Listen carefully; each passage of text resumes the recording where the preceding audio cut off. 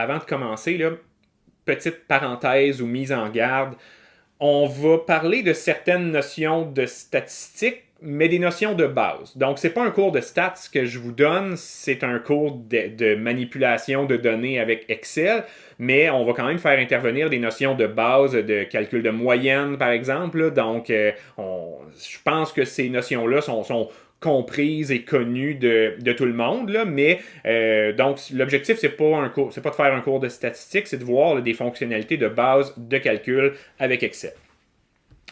OK. Fait qu'on on commence par dire à Excel qu'on veut faire des calculs. La façon de faire, c'est d'entrer dans le mode calculatoire. Donc, je me positionne à une case quelconque. Là, ça fonctionne pour toutes les cases ou toutes les cellules dans la feuille. On appuie sur égal. Et là, de commencer notre case par un égal, ça indique à Excel qu'on entre dans le mode de calcul. Donc, à partir du moment où je suis dans le mode de calcul, Excel, c'est une méga calculatrice. Fait que, par exemple, je peux faire 2 plus 2, et là, j'appuie sur Enter, et ça donne 4. Bon, on s'y attendait, là, c'est des petites mathématiques. Ça. Mais si je retourne sur la case et que je double-clique sur la case, ben on voit qu'on retrouve la formule. Donc, Excel conserve la formule et il écrit le résultat, mais la cellule, ce qu'elle contient, c'est une formule. On va voir pourquoi là, cette subtilité-là est très importante tout à l'heure. Donc, 2 plus 2, ça fait 4.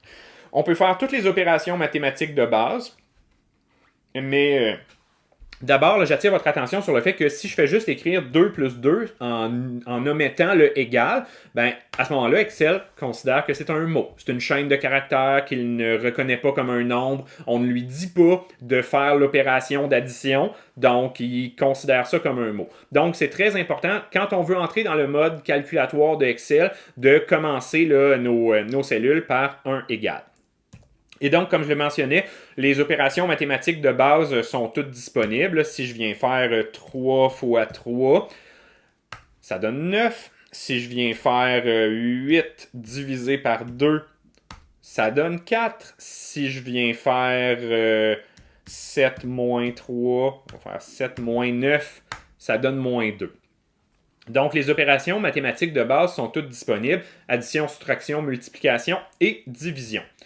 Imaginons que je viens écrire égal, donc je passe dans le mode de calcul, et là, je viens faire 3 plus 4 fois 2. Donc, il y a une addition, puis il y a une multiplication.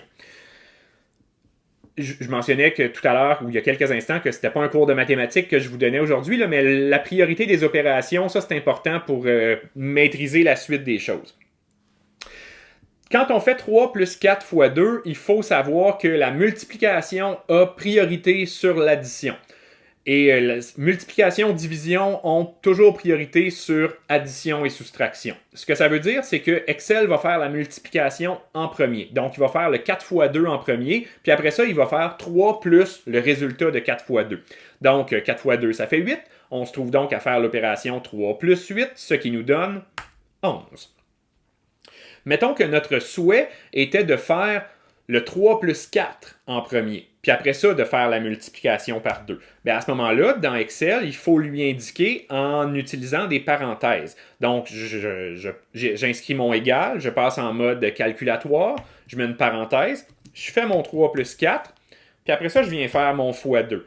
Dans les règles de priorité des opérations, ce qui est à l'intérieur de parenthèses a priorité sur les multiplications ou les divisions. Donc, dans ce cas-ci, je vais faire mon 3 plus 4 en premier, qui donne 7, puis je vais faire 7 fois 2, qui va donner 14.